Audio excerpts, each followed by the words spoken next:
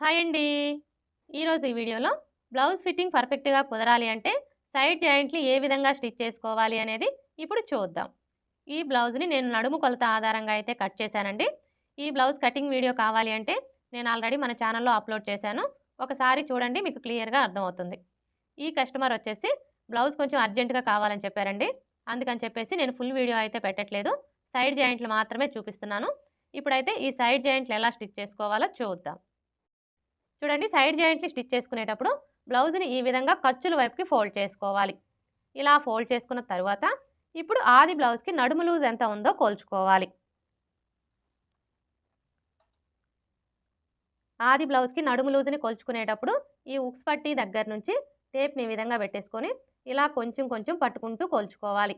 ఇలా కొలుచుకున్నాము అంటే మనకి నడుము లూజ్ అనేది కరెక్ట్‌గా వస్తుంది.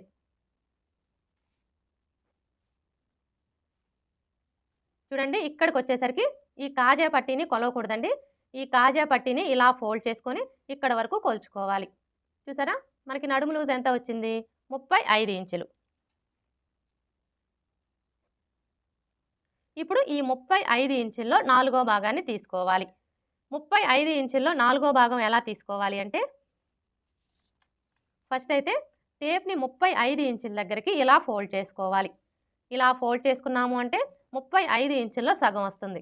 35 ఇంచుల్లో సగం వచ్చేసి 17.5 ఇంచులు. ఇప్పుడు మరలా టేప్‌ని ఈ 17.5 ఇంచుల దగ్గరికి ఇలా ఫోల్డ్ చేసుకోవాలి.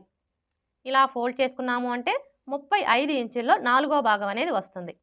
35 ఇంచుల్లో నాలుగో భాగం వచ్చేసి 8.75 ఇంచులు. ఇప్పుడు ఈ 8.75 ఇంచుల్ని ఫస్ట్ అయితే మనం ఉక్స్ పట్టీ వైపున మార్క్ చేసుకోవాలి.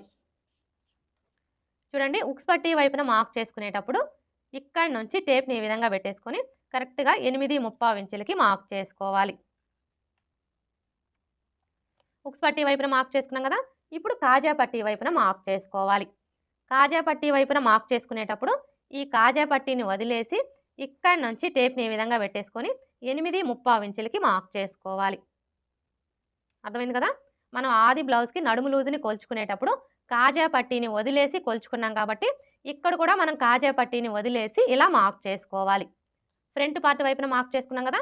ఇప్పుడు బ్యాక్ పార్ట్ వైపున మార్క్ చేసుకోవాలి.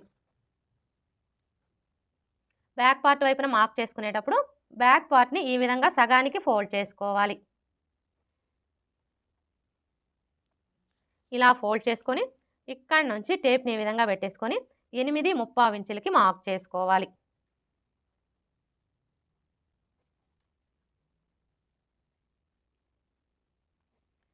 ఇలా మార్క్ చేసుకున్న తర్వాత ఇప్పుడు హ్యాండ్ లూజ్‌ని మార్క్ చేసుకోవాలి.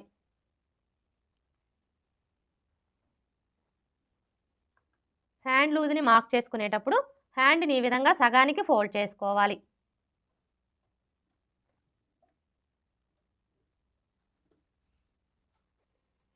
ఇలా ఫోల్డ్ చేసుకున్న తర్వాత ఇప్పుడు ఆది బ్లౌజ్ యొక్క హ్యాండ్‌ని తీసుకొని ఇక్కడి నుంచి ఈ విధంగా పెట్టేసుకోవాలి. ఇలా పెట్టేసుకొని ఇక్కడ చూడండి, మనకి ఫస్ట్ కుట్టు కనిపిస్తుంది కదా. ఈ కుట్టు దగ్గర ఈ విధంగా ఒక మార్క్ చేసుకోవాలి.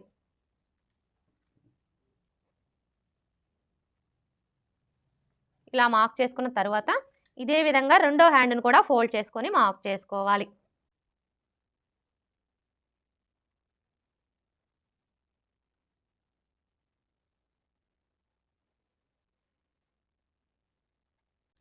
హ్యాండ్ లూజ్‌ని మార్క్ చేసుకున్నాం కదా. ఇప్పుడు చంక లూజ్‌ని మార్క్ చేసుకోవాలి. ఇక్కడ మనం చంక లూజ్‌ని మార్క్ చేసుకోవాలి అంటే ఫస్ట్ ఆది బ్లౌజ్‌కి చంక లూజ్ ఎంత ఉందో కొలుచుకోవాలి. చూడండి, ఆది బ్లౌజ్‌కి చంక లూజ్‌ని కొలుచుకునేటప్పుడు బ్లౌజ్‌ని బ్యాక్ పార్ట్ వచ్చేసి పై వైపునకు ఉండేలాగా ఈ విధంగా పెట్టేసుకోవాలి. ఇలా పెట్టేసుకొని ఇక్కడ చూసారా, మనకి షోల్డర్ జాయింట్ కనిపిస్తుంది కదా. ఈ జాయింట్ దగ్గర నుంచి ఈ ఫస్ట్ కుట్టు వరకు ఇలా కొలుచుకోవాలి. ఇలా కొలుచుకున్నాము అంటే మనకి చంక లూజ్ అనేది కరెక్ట్‌గా వస్తుంది. ఇక్కడైతే చూసారా, మనకి చంక లూజ్ ఎంత వచ్చింది? 8.75 ఇంచులు. ఇప్పుడు ఇక్కడ కూడా మనకి 8.75 ఇంచులు ఎక్కడికైతే వస్తుందో కరెక్ట్‌గా అక్కడికి మార్క్ చేసుకోవాలి. ఇక్కడ చూడండి, మనకి షోల్డర్ జాయింట్ కనిపిస్తుంది కదా. ఈ జాయింట్ దగ్గర నుంచి టేప్‌ని ఈ విధంగా పెట్టేసుకోవాలి. ఇలా పెట్టేసుకున్నప్పుడు మనకి 8.75 ఇంచులు ఎక్కడికైతే వస్తుందో కరెక్ట్‌గా అక్కడికి మార్క్ చేసుకోవాలి.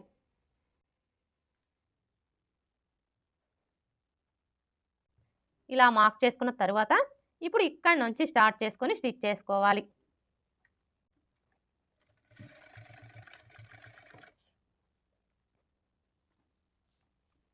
చూడండి, ఇక్కడ నుంచి టేప్ని ఈ విధంగా పెట్టేసుకొని ఇక్కడ మనం చంక లూజ్ని మార్క్ చేసుకున్నాం కదా, ఈ మార్కింగ్ దగ్గరికి ఈ విధంగా ఒక లైన్ డ్రా చేసుకోవాలి. అలాగే ఇక్కడ చూడండి, మనకి రెండు వైపులా కూడా ఖర్చు కనిపిస్తుంది కదా, ఈ ఖర్చు వచ్చేసి పాదం వైపునకు ఉండేలాగా ఫోల్డ్ చేసుకోవాలి. అలాగే ఈ జాయింట్లు రెండు కూడా ఇలా కరెక్ట్గా ఒకే చోటికి వచ్చేలాగా పట్టుకొని స్టిచ్ చేసుకోవాలి.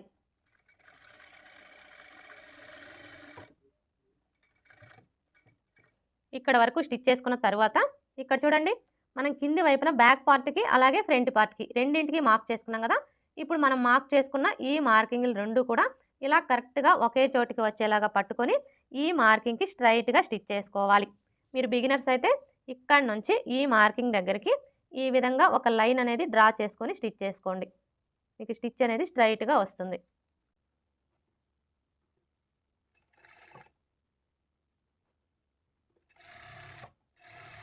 అలాగే ఇక్కడికి వచ్చేసరికి ఈ షేప్ బెల్ట్ ఖర్చు వచ్చేసి పాదం వైపునకు ఉండేలాగా ఫోల్డ్ చేసుకొని స్టిచ్ చేసుకోవాలి.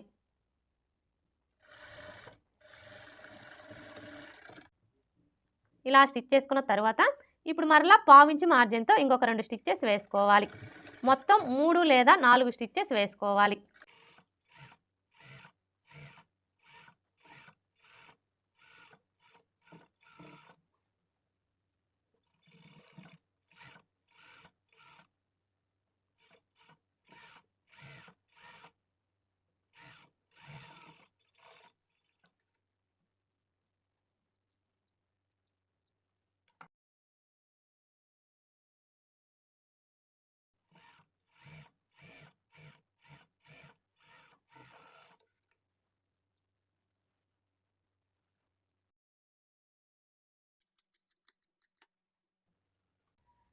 సైడ్ జాయింట్లు ఎలా స్టిచ్ చేసుకోవాలో చూసారు కదా, ఇదే విధంగా రెండో వైపును కూడా స్టిచ్ చేసుకోవాలి.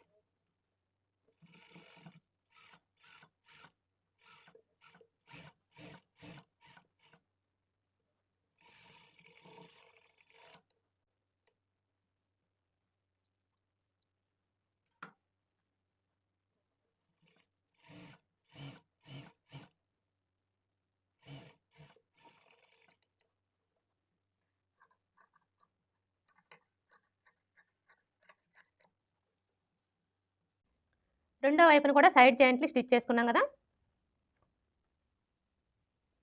ఓకే ఫ్రెండ్స్, చూసారు కదా సైడ్ జాయింట్లు పర్ఫెక్ట్గా ఎలా స్టిచ్ చేసుకోవాలో. ఈ వీడియో కనుక మీకు నచ్చినట్లయితే లైక్ చేయండి, షేర్ చేయండి, అలాగే సబ్స్క్రైబ్ చేసుకోండి. Thanks for watching.